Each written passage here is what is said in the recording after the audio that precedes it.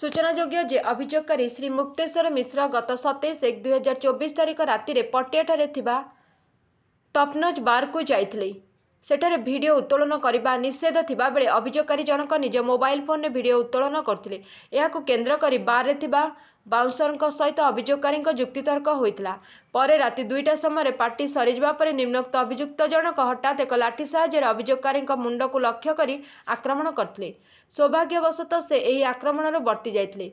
घटना संपर्क में अभियोगकारी निकटर सूचना पाई पुलिस तुरंत घटनास्थल में पहुंचवा देखि अभियुक्त जनक सेठारु खसी पलाई जाइथिले।